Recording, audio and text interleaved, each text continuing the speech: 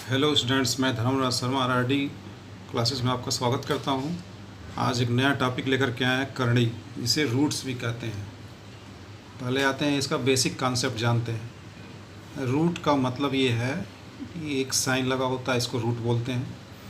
अब जैसे यहाँ पे कोई भी नंबर नहीं लिखा होता है तो ये 2 मान लिया जाता है। मान लीजिए इस रूट को हमको हटाना है, मान लीजिए अंदर x लिखा हुआ है। अगर हम रूट्स को हटाते हैं तब यहाँ पे पावर हम लगा देते हैं x⁻², ये रूट ख़त्म हो जाता है। अब जैसे इसको ऐसे समझिए, जैसे √4 लिखा हुआ है तो हम इसको ऐसे लिख सकते हैं 2 पर स्क्वायर। अगर रूट को हटाना है तो हमको लिखना पड़ेगा 2 पर पावर इंटू 1/2, ये 2 क्रॉस हो जाएगा तो इसका आंसर आ जाता है 2। इसी कॉन्सेप्ट पे कुछ क्वेश्चन लेकर के आए हुए हैं। देखिए question number 1, 2 and last question 3। इस क्वेश्चन में हमको जानना है कि 3√4 एंड 4√5 में कौन सा नंबर बड़ा है। अब यहाँ पे तो अगर ये 3 और ये 4 लिखा हुआ, अगर ये दोनों 3 लिखा होता तो आसानी से कह सकते थे कि ये √5 बड़ा है। लेकिन अब ये अलग अलग नंबर लिखा हुआ है। सबसे पहले तो इसको इक्वल करना होगा, तभी बताया जा सकता है कि इसमें से कौन सा बड़ा है या फिर कौन सा छोटा है। तो अब इसको इक्वल करने के लिए क्या करना पड़ेगा, ये थोड़ा टेक्निकल क्वेश्चन है, बहुत सारे कंपटीशन या एग्ज़ाम में पूछे जाते हैं। अब इसको बैलेंस करना होगा तो इसके लिए सबसे पहले इसका एलसीएम निकाल लेते हैं, लघुत्तम समापवर्तक। तो सबसे पहले एलसीएम निकालेंगे। एलसीएम ऑफ 3 एंड 4, 3, 4 का एलसीएम कितना हो जाएगा 12। अब ये 12 आ गया। अब देखिए इसको बैलेंस कैसे करेंगे, ये बैलेंस करना ही इम्पोर्टेंट है। अगर ये इक्वल आ गया नंबर तो आसानी से बताया जा सकता है। अब इसको बैलेंस करने के लिए हमको यहाँ पे 12 रखना होगा। अब 12 रखने के लिए इसमें हम 3 में कितने का मल्टीप्लाई कर दें कि जो एलसीएम लिए हैं वो आ जाए। तो अगर हम 3 में 4 का कर देते हैं, अब चलिए इसको हम लोग बैलेंस करते हैं। लिखा हुआ है √4। अब इसको बैलेंस करने के लिए ये 3 तो लिखेंगे ही, पहले इसी नंबर को हमको लिखना है 3।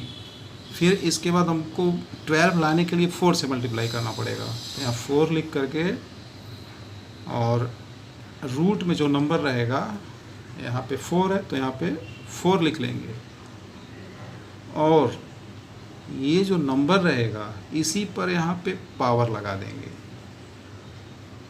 अब देखिए इसको सॉल्व कर लेते हैं तो ये हो जाएगा 3 4 12, 12 हो गया। ये अंडर रूट, ये 4⁴ है। अब इसका भी मल्टीप्लाई करना होगा। जो नंबर यहाँ पे लिखा हुआ है ये 4, और हमको 4⁴ का मतलब होता है 4 × 4 × 4 × 4। जब इसका मल्टीप्लाई करेंगे तो आएगा 256। अब इसका तो ये बैलेंस हो गया, 12 आ गया। अब इस पे देखिए 4√5 में ये 4 लिखा हुआ है, यहाँ पे रूट के अंदर 5 लिखा हुआ है। तो सबसे पहले तो ये 4 लिखेंगे, फिर मल्टीप्लाई किसने का करना पड़ेगा ताकि जो एलसीएम आया वो आ जाए। तो इसमें हम 3 का मल्टीप्लाई करेंगे। फिर ये जो नंबर अंदर लिखा हुआ है 5, इसको लिखेंगे और इस 3 पर पावर यहाँ पे लगा देंगे। ये जो 5 है इसका पावर लिख देंगे 3। अब इसी को सॉल्व कर लेंगे तो 4 3 12 हो गया। अब 5 का मल्टीप्लाई 3 टाइम करेंगे तो 5 × 5 × 5, तो ये आ जाएगा 125। अब देखिए अब तो ये इक्वल आ गया। अब यहाँ से हम आसानी से पता कर सकते हैं कि कौन सा नंबर बड़ा है। तो 256 बड़ा है और ये छोटा है, तो इसका मतलब कि ये नंबर बड़ा है इससे। तो हम इसको ऐसे लिख सकते हैं 3√5 और ये 4√5। ये नंबर 3√4 है, ये 3√4 और ये 4√5 नंबर ये बड़ा आया है तो इधर बड़े का साइन लगा देंगे। इम्पॉर्टेंट यहाँ पे यही है कि इसको बैलेंस करना है। अब एक क्वेश्चन और देखिए, अब यहाँ पर भी 3 और 4 लिखा है, तो इसके लिए भी सबसे पहले हमको एलसीएम ही निकालना पड़ेगा। तो एलसीएम हमको निकालना है 3, 4 का, तो आ जाएगा 12। अब इसमें भी वही तरीका इस्तेमाल करेंगे, पहले तो बैलेंस कर लेंगे। तो बैलेंस करने के लिए ये 3√2 है, तो पहले तो 3 लिखेंगे, फिर इनटू, अब इसमें कितने का मल्टीप्लाई करेंगे, एलसीएम वाला नंबर आ जाए 4, तो हमको 4 का मल्टीप्लाई करना पड़ेगा। फिर रूट के अंदर जो नंबर 2 है इस पर यही पावर हमको लगा देना है जो है लिखा हुआ है। अब इसे मल्टीप्लाई कर लेंगे तो 3 4 जा 12, और अंडर रूट क्या आएगा 2 पर पावर 4। अब 2 पर पावर 4 का मतलब होता है 16। अब ये 4√3 लिखेंगे, पहले तो हमको 4 लिखना होगा, फिर इनटू वो नंबर लेंगे जो मल्टीप्लाई करने पे जो एलसीएम आया हुआ है वो नंबर आ जाए, तो 4 × 3, फिर अंडर रूट ये 3 लिखेंगे, और ये जो नंबर लिखा हुआ है यहाँ पर उसको पावर लगा देंगे, तो 12 आ जाएगा, और 3 का टेबल 3 टाइम करेंगे तो आ जाएगा 27। अब ये बैलेंस हो गया।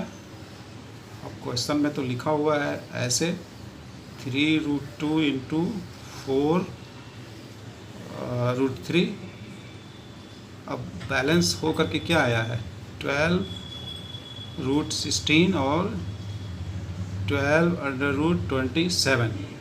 अब जब ये नंबर इक्वल आ गया तो हम इसको अब एक साथ लिख सकते हैं 16 × 27।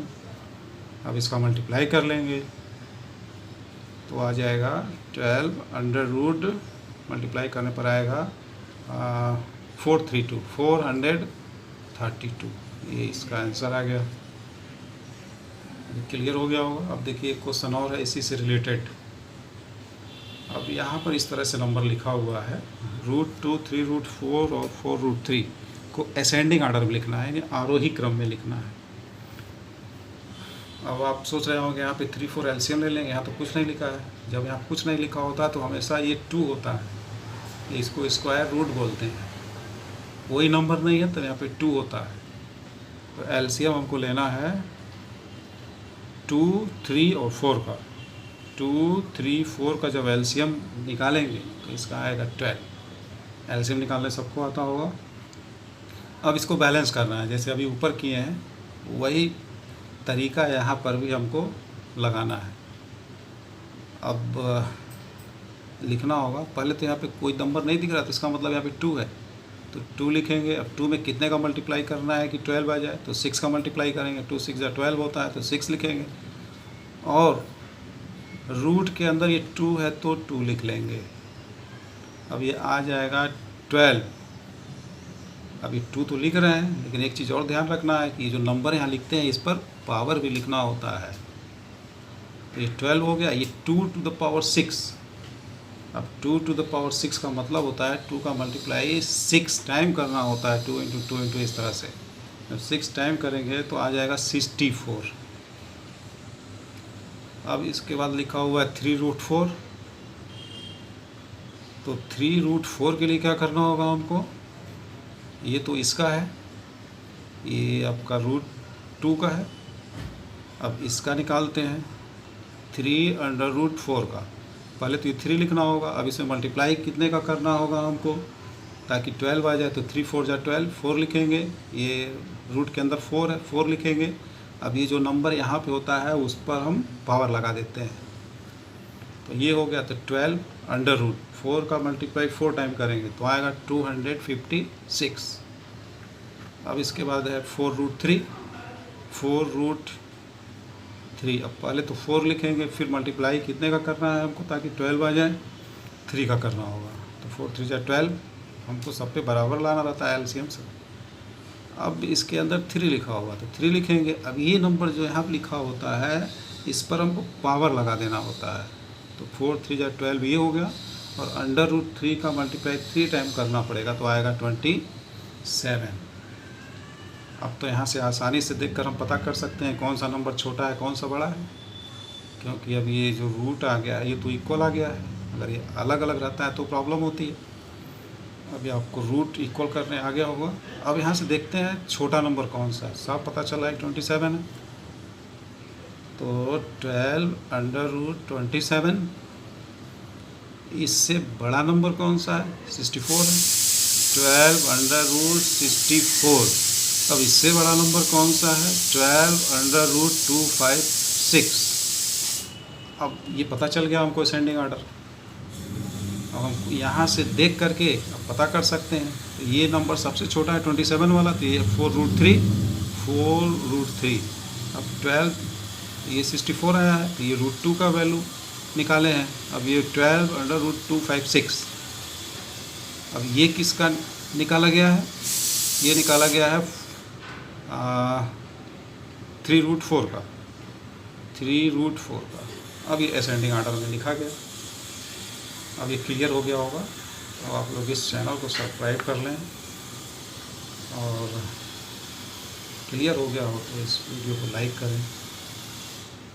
अब ये क्वेश्चन क्लियर हो गया होगा। अब अगली वीडियो में इससे रिलेटेड कुछ और क्वेश्चन मिलेंगे आपको। ओके, एक बार देख लीजिए, हो गया होगा क्लियर। ठीक।